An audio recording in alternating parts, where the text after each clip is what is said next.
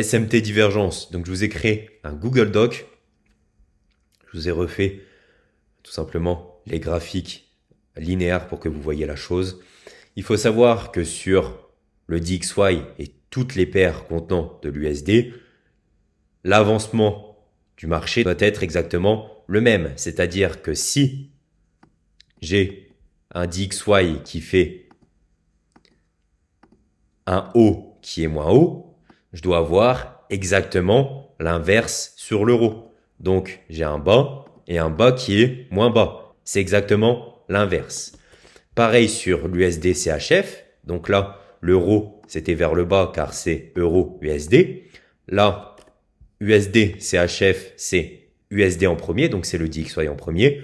Donc sur l'USD CHF, qu'est-ce que je dois avoir? Je dois aussi avoir un haut comme ça et un deuxième haut comme ça. Donc c'est pas obligé d'être au même endroit, mais le plus important, c'est comme vous voyez, ce haut ici est plus bas que celui-là. Sur l'USD CHF ou USD JPY, c'est exactement la même chose. Sur euro USD, c'est exactement la même chose. Sur GPP USD, c'est exactement la même chose, etc., etc. Et des fois, justement, cette chose-ci ne se fait pas. Il y a une décorrélation entre les marchés. Et par exemple, ici, sur ma paire euro-USD, au final, je vais aller chercher la liquidité. Alors que sur DXY, je n'aurais pas été chercher la liquidité. À partir de ce moment-là, ça veut dire quelque chose de précis. C'est pour ça que je vous ai fait ce Google Doc.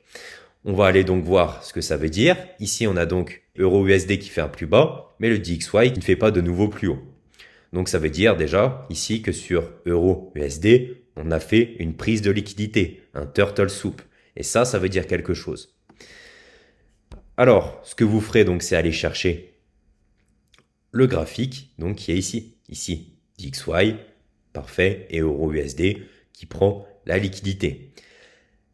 Qu'est-ce que nous dit ce graphique? Le DXY, donc c'est ici au-dessus, a fait un lower high, puisqu'on a un higher high ici, donc un haut qui est plus haut et un haut qui est plus bas.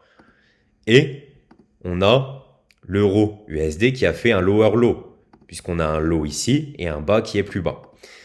Qu'est-ce que ça indique? Dans ce cas, cela montrerait un turtle soup sur euro USD, donc une manipulation via prise de sell side liquidity, et ça montrerait un dollar qui est bearish. Après avoir pris les stops, on veut un euro USD qui est bullish. Donc c'est bien ce qu'on a. Ici, on a un dollar qui est bearish, et là, on a pris toute la liquidité alors qu'on l'a pas fait sur le DXY. On a donc une forte impulsion sur l'euro. Donc je vous ai écrit toutes les petites spécifications, etc. Je vous ai mis, si on veut, un euro bullish ou justement l'inverse. Et là, vous voyez sur USD CHF, c'est exactement dans le même sens car c'est pas euro plus loin USD. Là, c'est l'USD en premier. Donc, on suit vraiment les mouvements du DXY. Et là, il y a une divergence puisque, voilà, ici, on fait un lower high alors qu'ici, on fait un haut qui est plus haut sur le DXY. Dans ce cas-là, qu'est-ce que ça veut dire? DXY higher high, USD CHF lower high, faiblesse sur USD CHF. Et attention, vous saurez que si je mets ici USD CHF, au final, c'est toutes les paires commençant par USD. Donc USD JPY, USD CHF, etc., etc. Ici, je mets euro USD pour vous faciliter la chose, mais ce sera pareil sur GPP USD, AUD USD, etc. Ok? Donc faiblesse sur USD CHF et le DXY fait un power of 3. Donc tout simplement, il prend la buy side liquidity pour une baisse. On veut un USD CHF et un dollar bearish, car on a pris la liquidité sur le dollar et l'USD CHF étant déjà faible, n'a même pas eu la force de prendre ce high. Ok? Donc je vous ai vraiment tout mis ici. Je vous le partagerai donc en link juste en dessous de la vidéo. On va revenir sur ça, sur notre exemple. Ici, donc attention à privilégier quand même sur des hautes time frame. Plus c'est haut en time frame, plus c'est puissant. Sur du 4 heures, c'est super puissant. Sur du daily, alors là, c'est du pain béni. Ça marche aussi sur du 1 minute, donc les scalpers. Le 5 minutes, ça marche aussi, 15 minutes, toutes les time frames. Si vous vous placez donc en intraday sur du 15 minutes, vous voyez une divergence et en plus que vous avez vos PDRA qui vous mettent dans le sens de cette divergence, c'est une très très bonne entrée. C'est une très bonne confluence, même sur les petits time frames. Mais en tout cas, sur du 4 heures, c'est surpuissant. Donc on a ici, on est le 10 août 2023 sur le DXY. Sur l'euro, on est le 10 août 2023. Et qu'est-ce qu'on voit? On voit ici qu'on fait la fameuse prise de liquidité. Alors que sur le DXY, on est censé faire exactement la même chose. Normalement, les deux sont totalement corrélés. Donc on aurait dû descendre ici, prendre la liquidité et continuer. On n'a pas pris la liquidité. Qu'est-ce que ça nous indique? Si vous voyez ça, vous devez vous dire, OK, SMT, divergence. Je vais aller voir le Google Doc. Donc, euro qui prend le high. C'est ici. Et donc, DXY qui ne prend pas le bas. Qu'est-ce que je vous ai écrit? DXY higher low, donc un haut qui est plus haut que celui-ci. Et euro USD, pardon, higher high, donc un high qui est plus haut que l'ancien, donc ce ici qui est plus bas que celui-ci, donc celui-ci qui est plus haut. Turtle Soup, donc de la buy side liquidity. Donc Turtle Soup, c'est power of three, c'est tout simplement la prise de liquidité. Ça, vous devez l'avoir aussi dans votre tête. Je vais l'utiliser très souvent. Turtle Soup, ça veut dire tout simplement prise de liquidité. Turtle Soup, buy side liquidity sur euro USD et fort sur le dollar. Qu'est-ce qu'on veut? On veut un euro USD bearish. Et regardez la force des SMT divergence. Par la suite, on est sur du 4 heures. Regardez tous les jours suivants qui sont bearish.